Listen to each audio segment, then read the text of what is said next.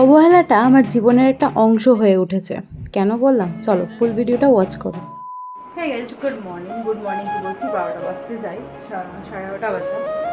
তো সকাল থেকে কোনো রকমের ভিডিও শ্যুট করে নিই, কারণ আজকে যাব আমরা আমার ননদের মেয়ে, দুটো ননদের মেয়ে একটা ছেলে চুল দিতে, রায়রানি আমার কোথায় দুয়ারবাসী। তো সেই জন্য ভাবলাম যে সকাল থেকে ভিডিও না করে এখন থেকে করি, কারণ করে যে এমনিতেই আমার ফুল ওই একঘেয়েমি না দেখে ভালো কিছুই দেখায়। আর বলেছিল 10টা, এখন বাজে 11:30, এখনও পাতা কাঁদতে কাঁদতে বাচ্চা ঘুমালো। আমি এখনও না খেয়ে আছি, যদি পুজো টুজো দেওয়া হয় আর কি। তো চলো দেখি কখন যাই। তো যেমনটা বললাম, আমাদের জহরতলা যাওয়ার কথা ছিল, বাট যাওয়া হলো না, এরা সবাই গেছে। তো আমি মায়ের কাছে দর্শন করতে চলে গেলাম। আর ফাইনালি এতক্ষণে এনারা এসেছেন, মানে কি সেই 10টায় আসার কথা, সেখানে এসে 12টা বেজে পার। তারপরে একটা রিলেটিভের বাড়িতে সেখানে ঢোকা হয়, বাট কারোর ব্যবহার আমার ঠিক মনে হলো না, তাই আমি নিজে একাই বেরিয়ে চলে আসি। যাই হোক, আমার কপালেই হয়তো এরকমটাই আছে, সবাই আমার সাথে এরকমই ব্যবহার করে। বিয়ের পর থেকে কী বলছি, জন্মের পর থেকেই দেখছি আমার মা বাবাও অবহেলিত হয়েছে, এখন আমিও হয়। যাই হোক, এই পুচকিটার চুল দেওয়াতেই গিয়েছিলাম আমরা, হয়তো বা আমারও বাবুর, হয়তো বা কী বলছি, আমার বাবুরও চুলটা দেওয়া পড়তো, বাট ওই যে বাড়িতে ঢুকছিলাম কারোর ব্যবহার ঠিক দেখলাম না, সেখানেই একজনা মারা গিয়েছে। তার জন্যই যেহেতু 13 দিনের পুতিয়া বলে, সেই জন্যই আর দেওয়া হলো না আর কি। তো ভগবান চাইবে যখন, তখন আবার দেওয়া হবে, মানে ঠিক যদি চাই কালী পুজোর সময় নিতে, তবে অবশ্যই ঠিক দেওয়া হবেই। তো দেখো, এখানে আমরা চলে এসেছিলাম দুয়ারবাসিনীতে, সেখানে পুজোটা এখন দিয়ে নেওয়া হচ্ছে। আর এই যে জাগ্রত মা, প্রচুর জাগ্রত, ওখানে চরণের চিহ্নও আছে, ওখানে মানে অনেক রকমের, দেখলে গেলে সামনে থেকে বুঝতে পারবে, বাট প্রচুর ভিড় থাকার জন্য কোনো রকমভাবে কিছু আমিও দেখতে পাইনি তখন, আর তোমাদেরকেও দেখাতে পারিনি, বাট আগে দেখেছি। আর এই যে ভর তো সব জায়গাতেই আছে, পুজো মানেই ভর, তাই না?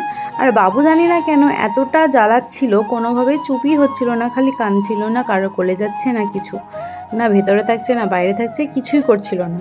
ওর জন্য যেহেতু সুজি বানিয়ে নিয়ে গিয়েছিলাম, তো তাই ভাবলাম যে ওকে খাওয়াই, বাট দেখতেই পাবে ও কেমন করছে, মানে খেতেও চাইছে না। এতটা ঘুরিয়ে ঘুরিয়ে বাগান বাগান নিয়ে যাচ্ছি, তাও এনে এনে ওনে ওই দিক সেদিক করেই যাচ্ছে, হাত দেখিয়েছে, মানে কোথাও আর স্থির হচ্ছে না, বসছেও না, দাঁড়াচ্ছেও না, ঘুরলেও শান্ত হচ্ছে না, মানে কান্না করেই যাচ্ছিল। আমি জোর জবরদস্তি করে টোটোতে বসিয়ে বসিয়ে ওকে খাওয়াই আর কি। তার কিছুক্ষণ পর ফিডিং করানোর পর তারপর ও শান্ত হয়। আর এখানে দেখো চুল টুল দেওয়া হচ্ছে, আমি এইটুকুটাই জাস্ট দেখতে পেয়েছি, আর কিচ্ছু দেখতে পাইনি, দেখতেই পাবে ক্লিপ নেই। তারপর শান্ত টান্ত করানোর পর এখানে আসি, ছবি টবি তোলার কথা বলছিল, তাই আর ডাকে আর কি।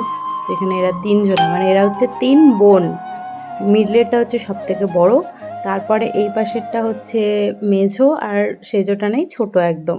তো এদের সবটার চুল দেওয়া হচ্ছিলো, 2জনের মেয়ে 1জনের ছেলে। আর আমি না এখানে বাবুর সাথে সেলফি নিতে চাইছিলাম, বাট দেবে না, সেলফি তুলতে দেবে না। দেখতে পাচ্ছ গরমের জন্য ওর জামা প্যান্ট সবই খুলে দিয়েছে, একটা গেঞ্জি পরিয়ে রেখেছি। আর এখানে ঘন্টা বাজছে বাবু মশাই।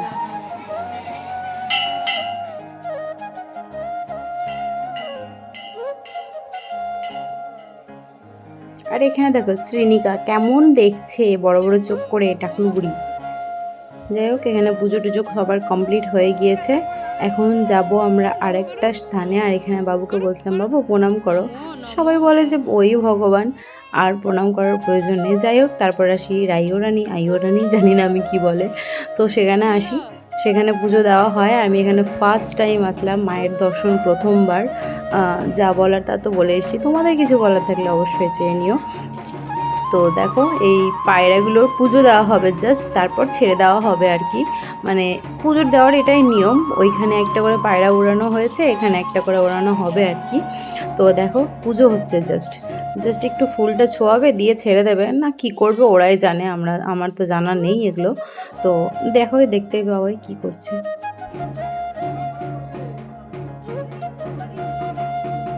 আর শুনেছি আমি যে ঠাকুরের দক্ষিণা পাওয়না এটা সেটা নিয়ে নাকি ঠাকুরের ব্যাপার নিয়ে না করতে নেই, কমানো বাড়ানো এসব করতে নেই। বাট আমরা তো পুরোহিতের কাছে কমাতেই থাকি, তাই না?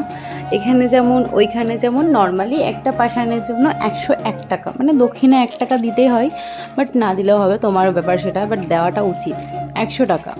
এখানে বলে পুরোহিতেরই লাগবে 300 টাকা, মানে যে পুজোটা দিচ্ছে কিচ্ছু না, জাস্ট একটু ওই পুজোর ঠাকুরের ইটা চুয়ানো আর কি।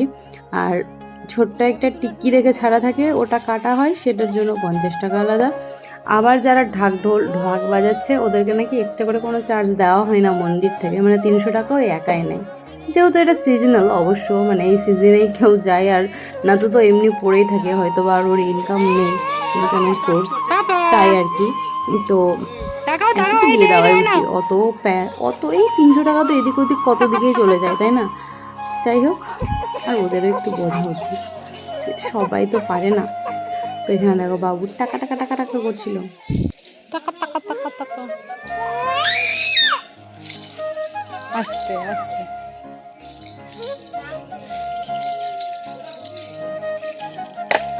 পাপা এদিকে আসো, ওদিকে যেও না। আর বাবু মশাই না বড় হয়ে গেছে, দেখতে পাবে, কেন বললাম। আর এই গাড়িটা না ওর পিসিমণি ওকে কিনে দিয়েছে। আমিও একটা হাত পাখা কিনেছি, একটা ননদের মেয়ের জন্য, একটা আমার ছেলের জন্য। আর আমি তো সেরকম টাকা পয়সা নিয়ে যাইনি, তাই না? তো এই যে এখানে লুচিগুলো আমি খাচ্ছিলাম, তো ও খাবে, ও খাওয়ার জন্য বায়না করছিল। বাট এখানে ক্যামেরা অন করার পরে কেন জানি না ও আর খেতে চাইছিল না, নিজে থেকেই চলে যাচ্ছিলো। আমরা তো অতক্ষণ ধরে করেই যাচ্ছিলো। তো দেখো এখানে সবাই মিলে ছবি তোলার কথা বলছিলাম, মানে ফুচকাও খাচ্ছিলাম আর কি। তারপর যাই একটা ননদের বাড়ি, সেখানে গিয়ে কোনো রকমের কোনো ক্লিপ নেওয়া হয়নি। আই থিঙ্ক এটা ফেরার পথে, যাওয়ার সময় কোনো রকমেরই হয়নি। আর আমি না পুচকি দুটোর জন্য জামা কিনেছিলাম, দুটো সেম সেম, দেখো ওর মায়ের সাথেও ম্যাচিং হয়ে গিয়েছে এই দুটো পুচকির জন্য। আর ওকে দেওয়া ছিল আগের থেকে অবশ্য। হাতে আসার সময় 50 টাকা আমি দিয়েছি, ওরা ওই দিয়েছে 50 টাকা, ব্যাস এই আর কি। তো দেখো পুচকি বুঝি, এটা হচ্ছে শ্রীনিকা, এটা হচ্ছে অম্বিকা, মানে বড়টা হচ্ছে অম্বিকা, যেহেতু এই হয়েছিল কিসের দিন, মহালয়ার দিন, তাই ওর নাম রাখা হয়েছে অম্বিকা, মানে মা দুর্গার একটা অংশ। আর বাবু না এইগুলো ফার্স্ট টাইম খেলো, খাওয়ার জন্য বায়না করছিল, মানে এখনও নতুন শিখেছে, যে কোনো নতুন কিছু দেখলে গেলেই ও খাবে সেটা, সে ভালো লাগলে আবার নেক্সট টাইম নেবে, আর না লাগলে ঠিক আছে। বাট একদিকে ভালো একদিকেও খারাপ, মানে এগুলো আগে খেতে চাইতো না, এখন দেখছি হা হা করছে। এগুলো খাওয়াটাও ঠিক না আমার মতে, ভালো লাগেও না আমারও। আর ও যেহেতু ক্যামেরার দিকে দেখতে ব্যস্ত আছে, তাই আমি বললাম কি ঝটপট করে আমি খেয়ে ফেলি, না হলে গেলে আবার করতে হবে, মানে কান্না করছে রীতিমতন, দেখো এই যে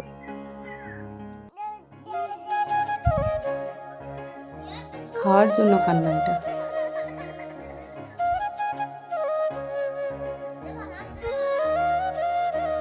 এরকম যদি নিজের খাবারটা খাওয়ার জন্য কান্না করতো তবে কতই না ভালো হতো, না খাওয়ার জন্য কান্না করবে। আর এগুলো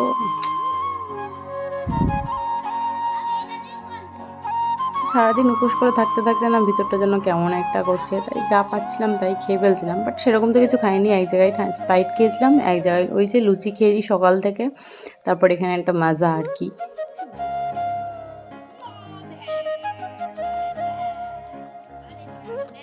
আর জানি না কেন বাবু সকাল থেকে নামছিলই না, কাউকে চিনতে পারছে না হয়তো তাই। এখানে না সিডিতেও প্রচুর উঠছে, প্রচুর, মানে ছাড়া যাচ্ছে না, ছাড়লে গেলে সেই ওই সাইডের রান্নাঘরের দিকে ছেড়েছি, ওখান থেকে সিডি বেয়ে এসে ওপরে এসে এই সিঁড়িতে উঠতে লেগে গেছে। মানে ভাববা যায় এত সিডিতে ওঠার নেশা আর কি। এখানে থাকলে তো রাখাই যেত না, বাড়িতে ছাড়াই যেত না। এই বাড়িতেও আছে সিঁড়ি, বাট এখন দেখি না উঠে, বাট এখানে সামনেই দেখতে পাচ্ছে তো একদম তত্তর তত্তর করে উঠে যাচ্ছে। আর নামার সময়তে তো 2-3 বার উল্টাচ্ছিল, তাও নিজে থেকে নামতে যাচ্ছে। মানে ছোট বাচ্চা তো বুঝতে পারে না, ওঠার সময় ঠিক উঠে যাচ্ছে, বাট নামার সময় নামতে পারে না, বসতে যাচ্ছে, পিছন ঘুরে পড়ে যাচ্ছে, না এটা না হলে সেটা। অবশ্য ধরেছিলাম, পড়তে দিইনি।